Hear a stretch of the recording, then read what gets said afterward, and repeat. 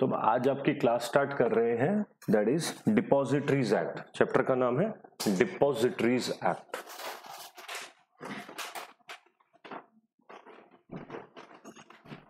क्या पढ़ेंगे इसमें? किस तरीके से शेयर मार्केट की ट्रेडिंग की जाती है। मैं आपको थोड़ा सा फ्लो चार्ट के तरीके से समझाऊंगा पहले कि कैसे शेयर मार्केट में ट्रेडिंग की जाती है, और डिपॉजिटरीज क्या होती है, इलेक्ट्रॉनिक ट्रेडिंग कैसे होती है, और पहले क्या होता था और अब क्या होता है, ये चीजें हम पढ़ेंगे इसमें। तो सबसे पहले समझते हैं व्हाट इज डिपॉजिटरी। हम जीरो से स्क्रैच से स्टार्ट करेंगे, किस तरीके से वर्क प्रोसेस होता है एक्सेट्रा। देखो एक एग्जांपल के साथ स्टार्ट करेंगे ये सारा काम।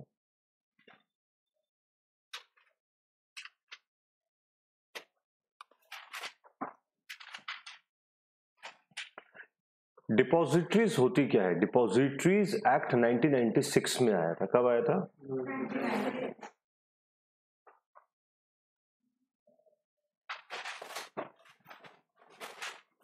रिसेंट बजट में एक ऑप्शन दिया गया कि क्यों ना सारे के सारे एक्ट्स जो है उनको मिला के एक कर दिया जाए। हमारी फाइनेंस मिनिस्टर निर्मला सीतारमण जी जो है, उन्होंने कहा कि क्यों ना डिपॉजिटरीज एक्ट, सेबी 1992 और SCRA securities contract and regulation act को मिला के एक कर दो। ये तीन अलग अलग क्यों कर रखे हैं आपने?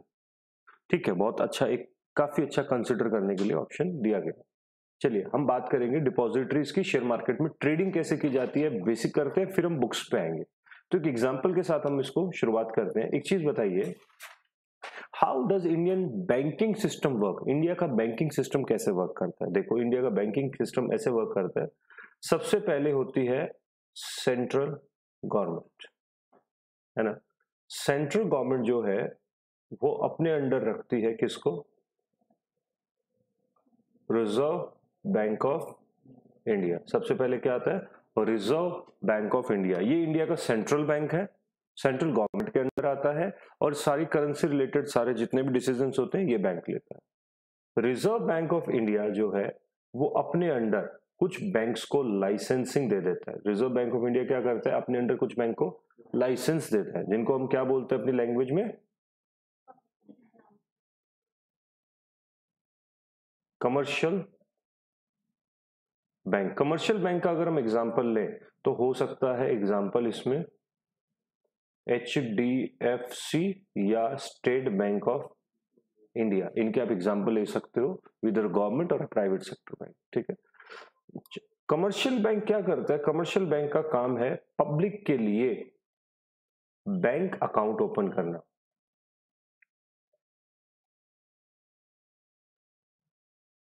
ओपन करता है, it can be saving account और करंट अकाउंट, कोई सा भी अकाउंट टाइप का खोल सकते हो आप यहाँ पर। अच्छा, उसके बाद क्या होता है sir? Once the bank accounts are open, इसके अंदर, इस बैंक अकाउंट के अंदर यू आर अ पब्लिक। आप क्या करते हो इसके अंदर? आप अपना जो फिजिकल फॉर्म की करेंसी है आपके पास, फिजिकल फॉर्म की करेंसी का मतलब जो आपके पास पेपर फॉर्म की करेंसी है, रुपया जो है, आप उस पैसे को, इस करेंसी को आप अपनी, इस करेंसी को आप यहां पर ट्रांसफर कर देते हो। इस करेंसी को कहां देते हो आप? पब्लिक अपनी करेंसी को बैंक अकाउंट में डाल देती है। इस बैंक अकाउंट में करेंसी के ट्रांसफर को क्या बोला जाता है? इलेक्ट्रॉनाइजेशन ऑफ करेंसी। करेक्ट। आपकी अब करेंसी किस में कन्वर्ट हो गई है? इलेक्ट्रॉनिक फॉर्म में। आपके अकाउंट में क्रेडिट या डेबिट होता रहता है, यही होगा। कैसे होगा यहां पर? ये देखो, आपका अगर डेबिट या क्रेडिट देखा जाए, बैंक की पासबुक देखी जाए,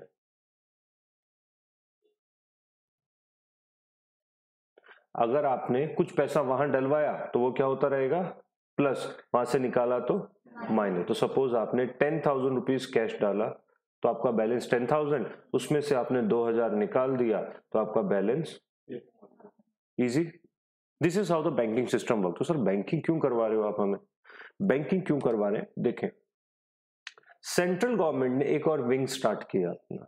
क्या विंग स्टार्ट किया और क्यों किया वो हम बाद में बताता हूं मैं आपको। सेंट्रल गवर्नमेंट का एक और विंग स्टार्ट हुआ जिसका नाम था डिपॉजिटरीज। डिपॉजिटरीज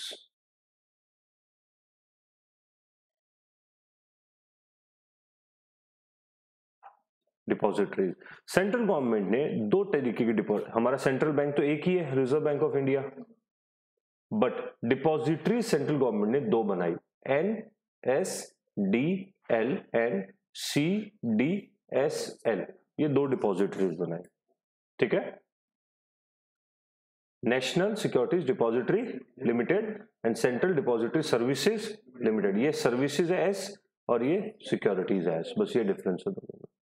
ये बेसिकली कहा जाता है ये NSE की डिपॉजिटरी है और ये बॉम्बे स्टॉक एक्सचेंज की डिपॉजिटरी है। और ये करते क्या है देखें, भी समझ आ जाएगा, जैसे जैसे मैं एरो ज्वाइंट करूंगा वो हो जाएगा।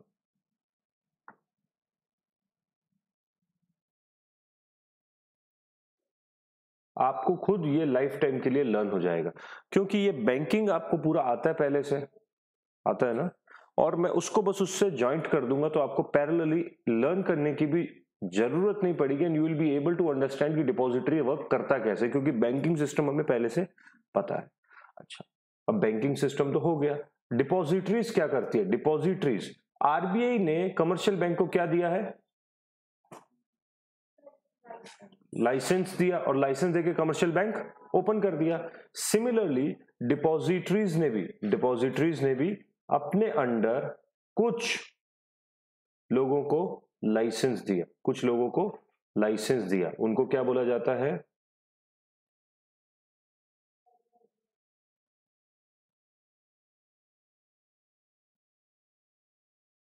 Depository participants, depository participants.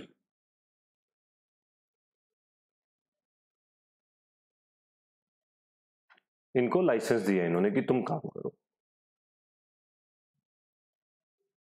Sir कोई इनके एग्जांपल दे दो अब डिपॉजिटरी पार्टिसिपेंट्स के, अब मुझे एनीवन कोई बता सकता है? और डिपॉजिटरी पार्टिसिपेंट्स के एग्जांपल देखो, डिपॉजिटरी पार्टिसिपेंट्स का बेस्ट एग्जांपल आपको मिलेगा, आपने एक बच्चे ने नाम लिया था कारवी, कारवी डिपॉजिटरी पार्टिसिपेंट्स भी है, मर्चेंट बैंकर भी है और बहुत सारे काम करता है, ठीक है। आपने दिल्ली के और जो लोकल डिपॉजिटरी पार्टिसिपेंट्स है उनमें नाम बताऊं तो अभिप्रा, अलंकित, ये लोकल पार्टिसिपेंट्स हमारे यहाँ के, ठीक है। इसके अलावा बताता हूँ जो आप शायद नाम सुने हो आपने, जैसे HDFC सिक्योरिटीज, सुना है नाम आपने? स्टेट बैंक, SBI सिक्योरिटीज नाम सुना है आपने? ICICI सिक्योरिटीज सुना है आपने? कोटक सिक्योरिटीज सुना आपने, ठीक है। मोतीलाल ओसवाल सुना आपने? रेलीगेयर सुना आपने? शेर खान तो पक्का ही सुना है आपने, राइट। ये सारे के सारे डिपॉजिटरी पार्टिसिपेंट्स हैं।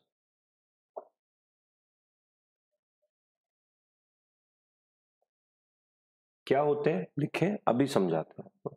डिपॉजिटरी पार्टिसिपेंट्स, डिपॉजिटरी पार्टिसिपेंट्स को लाइसेंस मिला और इन्होंने अपना काम शुरू कर दिया, just like parallel to home, commercial bank के पैरेलल इन्होंने अपना काम शुरू कर दिया।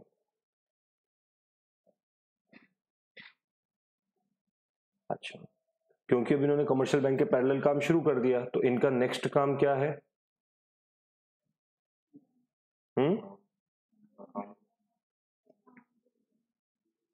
Account, very good, demat account open करना। बस अकाउंट जो है यहाँ पर अलग से नाम क्या होएगा, जो अकाउंट ओपन करना उसका क्या नाम है यहाँ पर? इसको बोला जाता है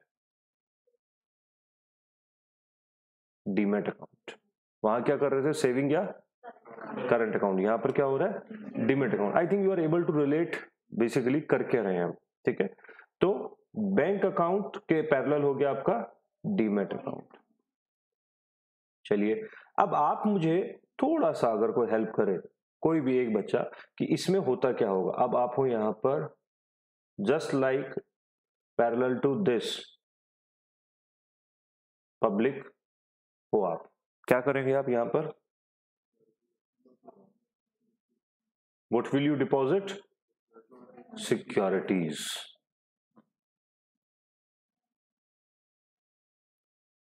पेपर फॉर्म वाली पेपर फॉर्म वाली आप डिपॉजिट करोगे, यहाँ पर डिपॉजिट कर दोगे अपने डीमेट अकाउंट में। आई थिंक आपको लाइफ टाइम के लिए चीज याद रहनी चाहिए, ठीक है। तो अब आप रुपये से पैरेलल क्या हो गया आपका, रुपये से पैरेलल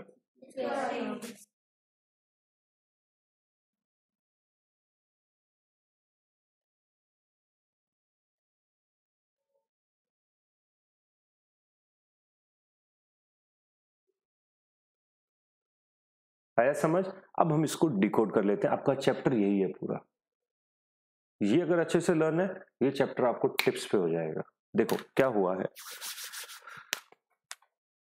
सेंट्रल बैंक पहले आरबीआई था और आज भी आरबीआई है। आरबीआई क्या करता है, आरबीआई बैंक कमर्शियल बैंक्स को लाइसेंस देता है और कमर्शियल बैंक को लाइसेंस देने के बाद में वो एचडीएफसी एसबीआई जैसे बैंक खोले पब्लिक के लिए, since the public can not deal directly to the RBI, तो उन्होंने अपने एजेंट्स रिप्रेजेंटेटिव खोले कि पूरे हर एक छोटे छोटे शहर में, गली में, मोहल्लों में, एरियाज में पब्लिक जैसे आप और मैं है, हम जाके वहां पर अकाउंट में पैसा डलवाएं और हमारी जो पेपर फॉर्म की करेंसी वो इलेक्ट्रॉनिक फॉर्म में कन्वर्ट हो जाएगी। यही होता था। तो देख सकते हो कमर्शियल बैंक ने सेविंग अकाउंट खोले और आप पब्लिक, और पब्लिक ने ये जो छोटा सा एक एरो जा रहा है, इसने क्या किया है, अपने पैसे यहाँ पर डिपॉजिट कर दिए और इलेक्ट्रॉनिक फॉर्म में कन्वर्ट हो गए, जो आपको अच्छे से करना आता है सबको। सिमिलरली 1996 में एक नीड फील हुई कि क्यों ना जो फिजिकल शेयर्स में डील होती, सर इतना मुश्किल होता था, लेट मी टेल यू, बहुत ज्यादा मुश्किल था शेयर्स में डील करना। बॉम्बे स्टॉक एक्सचेंज के नीचे लोग बिल्डिंग पे नीचे खड़े होते थे, बाहर एक एलसीडी पे शेयर्स के रेट आते थे। आपको अगर डील करना होता था, मैं एक एग्जांपल दे रहा हूं खाली बॉम्बे का, तो लोग वहां पर खड़े रहते थे, Reliance industry, Reliance industry, Reliance industry, Reliance industry, 700 रुपए, 700 रुपए, 700 रुपए, ऐसे बेचना पड़ता था। ग्राहक ढूंढना है, आपको मुझे मिलना है, आप खरीदार हो, मैं बेचने वाला हूं और हमें मिलना है, तो क्या करना पड़ेगा, हम या तो स्टिक पे लगा के बैठ जाते थे, रिलायंस इंडस्ट्री 700 रुपए, कोई खरीदार है क्या, ठीक है, हो सकता मिले, हो सकता ना भी मिले, और बहुत लिमिटेड क्राउड, बहुत लिमिटेड वैरायटी थी हमारे पास। क्यों, क्योंकि हो सकता है वहां पर पूरे इंडिया के लोग तो नहीं थे ना, कुछ चंक ऑफ पीपल थे, या गांव से लोग ट्रेवल करते थे 2-4 दिन खरीदारी करने अपने बिजनेस के वजह से, तो उस दिन एक दिन उनको वहां जाना होता था। और क्योंकि एक दिन जाना उनको गांव वापस जाना, वही किसानों वाली बात की मंडी में अनाज लेके चले गए, तो जो भी है कम बेचे में बेच के आओ, तो यहाँ पर बात हो गई, जो भी है निपटा के आओ, और नगद कैश ले लिया, उसका टैक्स नहीं भराते थे। समझ आया।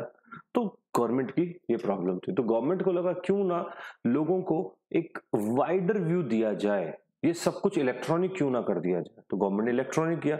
अब गवर्नमेंट ने जब इलेक्ट्रॉनिक किया तो पेपर फॉर्म के जो शेयर्स थे, गवर्नमेंट ने बोला लोगों को कि आपके पेपर फॉर्म के जो शेयर्स आपके पास घर पे पड़े, जो खो जाते हैं, टीयर ऑफ हो जाते हैं, प्रॉब्लम्स है उनमें, तो क्यों ना आप उनको कन्वर्ट कर लो इलेक्ट्रॉनिक फॉर्म में। तो उन्होंने कहा कैसे किया जाए, तो गवर्नमेंट ने पहले दो एंटिटीज बनाई, एनएसडीएल और सीडीएसएल। मैं फुल फॉर्म बताता हूँ, national securities depository limited and central depository services limited, एक एनएससी और एक बीएससी को लुक आफ्टर करता है।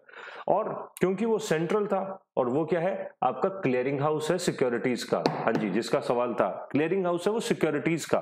सर आप कमर्शियल बैंक में पैसा डालते हो, चेक डालते हो, तो इनका एक क्लियरिंग चेस्ट होता है, आपके सिग्नेचर को मैच करना, और आपको अगर बड़े अमाउंट का चेक है तो कॉल आ जाता है कि आपका चेक आपने काटा है या नहीं काटा है, तो क्लियरिंग चेस्ट होता है। वैसे ही यहां पर भी क्लियरिंग चेस्ट होता है, ठीक है, ओके।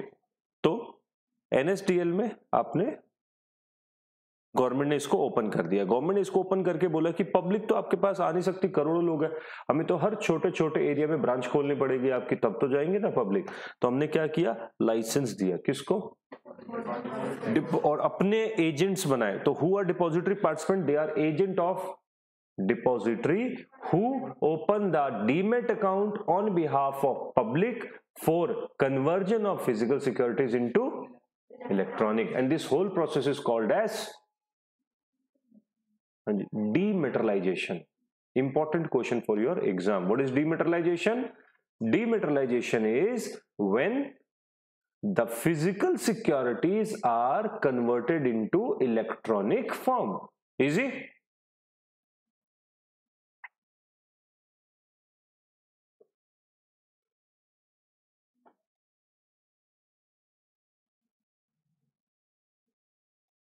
ठीक है, तो देखिए तो ये डिपॉजिटरी पार्टिसिपेंट्स है, डिपॉजिटरी पार्टिसिपेंट ने अकाउंट खोला, जैसे कमर्शियल बैंक को लाइसेंस मिला आरबीआई से और वहां पर डिपॉजिटरी पार्टिसिपेंट बना दिया किसने, डिपॉजिटरीज ने।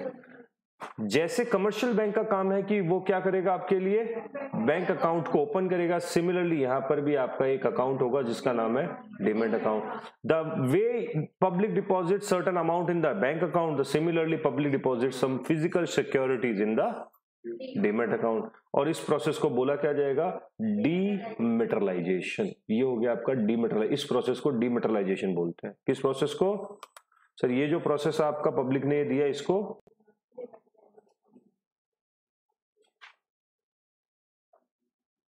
एक तो होता है मटेरियल जिसको आप टच कर सकते हो, डीमेटेरियलाइजेशन मतलब उसको इलेक्ट्रॉनिक में कन्वर्ट कर देना, है ना। अच्छा, एक को सवाल और आ जाता है एग्जाम में जो थोड़ा सा हटके है इसमें। आप अब क्योंकि आप कंटेंट समझ चुके हो, रट नहीं रहे हो, तो आप इस सवाल को इजीली बता सकते हो। आप व्हाट इज रीमेटेरियलाइजेशन, तो इसलिए आपको क्या सीख मिली कि कोई चीज को रटना नहीं है। अगर हम उसको बेसिक समझते हैं तो बहुत सारे ऐसे सवाल है जो हम कॉमन सेंस से आंसर कर सकते हैं। तो डीमेटरलाइजेशन का मतलब, टॉपिक समझा आपने बेसिक से पूरा, तो आपने रीमेटरलाइजेशन को क्या बोला। सो ये अगर डीमेटरलाइजेशन है आपके हिसाब से, तो बेटे ये क्या होगा, ये रीमेटरलाइजेशन है। तो मैंने आपको फर्स्ट क्लास में बताया था सिक्योरिटी लॉ में कि the problem in security law is length, बताया था। Now question is what is rematerialization, answer is you know converting the fifth, but what you will write in 5 marks, don't focus particularly on this, हाँ, but more focus be on rematerialization, थोड़ा सा process बता देना, only demat वाला banking उनको पता है, ये मैंने समझाने के लिए आपको बताया बैंक वाला, राइट। वेदर एक question, whether your depository participants are similar to commercial bank, comment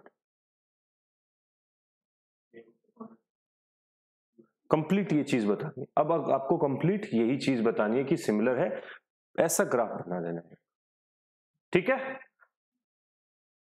this is how depositories work. बेटे कोई सवाल है, पक्का समझ आया डन, याद हो जाएगा, ठीक है। क्या आप बैंक से कैश निकाल सकते हो, निकालते हैं ना, आप डाल भी सकते हो और आप बैंक से, तो converting the electronic money into cash, ATM, तो दोनों प्रोसेस दोनों में है। This is the complete thing. अब आपको कोई सवाल है इसमें आप मुझे पूछ सकते हो, any question of your choice. Then we will move to trading part, how to do the trading. ये तो हो गया डीमेट का काम। इससे एक पहले ट्रेड है, मतलब खरीदो तो सही, खरीदेंगे तो आएगा शेयर। आज की बात करेंगे खरीदने की, फिजिकल शेयर कैसे खरीदना था। मिस्टर एक्स के पास शेयर पड़े हैं, इस साइड की मेरे पास रिलायंस इंडस्ट्रीज के शेयर है सर, आप इस शेयर को 2000 रुपए में खरीदते हो क्या, मार्केट रेट 2000 चल रहा है, आप 2000 में ले लीजिए मुझसे, बस मैं इसको 2000 रुपए कैश पकड़ाऊंगा, बैंक में दूंगा और अपने शेयर ले लूंगा, वो शेयर मेरे पास फिजिकल में आ गए। This is the physical way which is not so authenticated. नहीं, हो सकता है ये फर्जी हो सकता है तो डुप्लीकेट फोटोस्टेट निकलती है ना, कलर फोटो, हो सकता है गड़बड़ हो, उस केस में क्या करोगे आप। तो what we will do in this case is, हमने गवर्नमेंट ने हमें इलेक्ट्रॉनिक कर दिया। अब आज की डेट में कोई भी नया आईपीओ आता है इलेक्ट्रॉनिक ही है ही नहीं, ऑप्शन ही नहीं है फिजिकल शेयर का। तो अब हम सीखना क्या है, हमें इलेक्ट्रॉनिक सीखना है। इलेक्ट्रॉनिक कैसे होता है वो करते हैं। इफ दिस इज क्लियर हम आगे बढ़ते हैं, पक्का। अगर किसी को क्लिक करना कर सकते हो और नोट हो गया तो बेटर है, ठीक है। ऑनलाइन वाले जो भी बच्चे हैं पॉज करके इसको ले लीजिए, आप नोट डाउन कर लीजिए, इंपॉर्टेंट है आपके एग्जाम के लिए। और सेम पासबुक वाला उधर हो जाएगा आपका डीमेट अकाउंट का, राइट। सपोज करते हैं 10,000 शेयर थे आपके रिलायंस इंडस्ट्रीज के, आपके पास 2000 बेच दिए तो 8000 शेयर बच गए, बात खत्म। बट ये काम होना कहाँ है, अब इससे इंटर रिलेशन में आते हैं, थोड़ा सा आगे बढ़ते हैं। अब आते हैं हम, sir what is trading account, ये क्या होता है। देखो सिंपली, बहुत ही सिंपल है। आपने क्या करना है, आपने किसी भी डीपी के पास अपना एक ट्रेडिंग अकाउंट खुलवाना है। ट्रेडिंग अकाउंट से नाम समझ क्या आ रहा है, सेल एंड ट्रेड मतलब क्या होता है? सेल एंड परचेज होता है कि नहीं? तो ट्रेडिंग अकाउंट किस लिए होगा? Sale and purchase. बट किससे रिलेशन में बात कर रहे हैं हम? तो ऑब्वियसली ये ट्रेडिंग अकाउंट किससे सेल एंड परचेज करेगा? सिक्योरिटी। सिंपल है। तो सपोज करते हैं मैंने अपना अकाउंट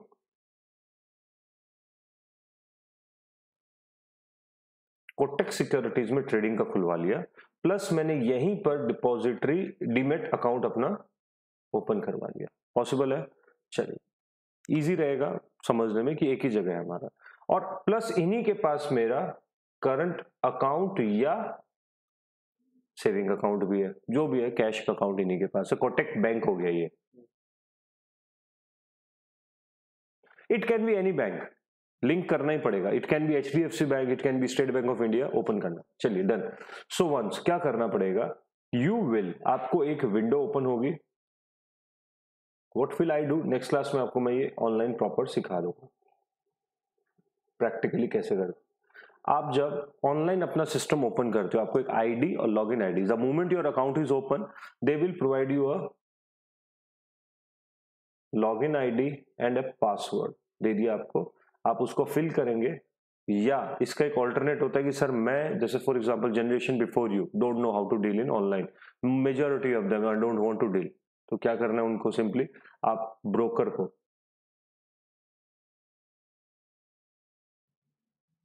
कॉल कर दो, सिंपली कॉल कर दो, बात ही खत्म। उनको आप अपना ऑथेंटिकेशन दीजिए कि मैं ये आदमी हूं, मेरा ये अकाउंट है, वो चेक कर लेंगे ओटीपी से आपको। द मोमेंट यू कॉल, वो आप उनको पूछे कि सर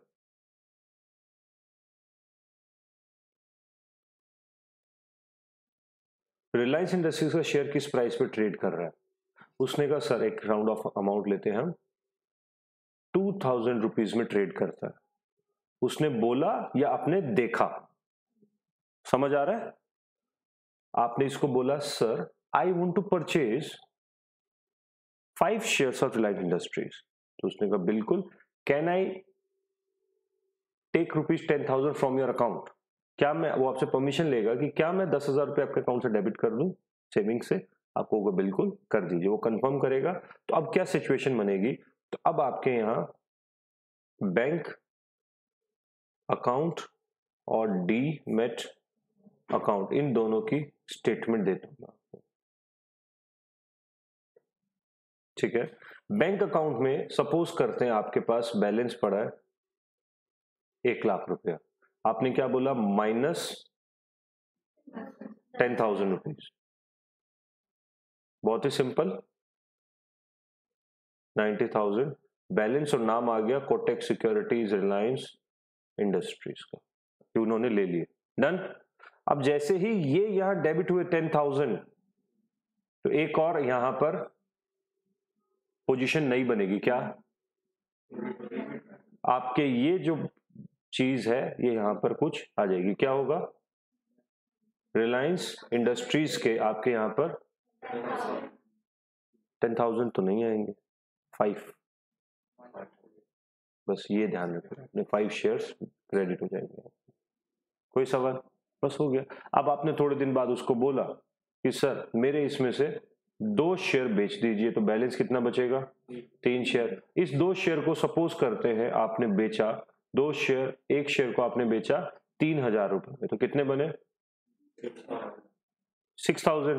तो क्या होगा? ये 6,000 आपके, बस यही प्रोसेस चलता रहेगा। आप एक एक सेकंड में कर सकते हो ये काम। जो डेली बेसिस पे ट्रेडिंग होती है, 2 टाइप की होती है ट्रेडिंग, ध्यान से सुनना। ट्रेडिंग 2 तरीके से होती है, एक होती है इंट्रा डे और एक होता है डिलीवरी बेसिस। एक इंट्रा डे होता है और एक डिलीवरी बेसिस होता है। इंट्रा डे मतलब सेल एंड परचेज ऑन बिल्कुल सेम डे, और दूसरा क्या होता है? Delivery basis. आपने परचेज तो कर लिया, बट उसको आपने, ध्यान से ये वाला ट्विस्ट है, परचेज आपने कर लिया एंड आफ्टर परचेजिंग आपने वो शेयर कहां ट्रांसफर करवा दिए? बोल के उनको कि मेरे डीमेट अकाउंट में, तो उसको क्या बोला गया, डिलीवरी कहां ले रहे हो आप, डीमेट अकाउंट में डिलीवरी ले लिया आपने अपने, बस बात खत्म। क्लियर, कोई डाउट नहीं यहां तक तो पूछो आप मुझे, फिर हम बुक पे बढ़ते हैं। फिर नहीं कर रहा, कर था, बेच दिया बैंक टू, प्रॉफिट्स ले गए आप अपने, रिस्क ही रहता है थोड़ा सा,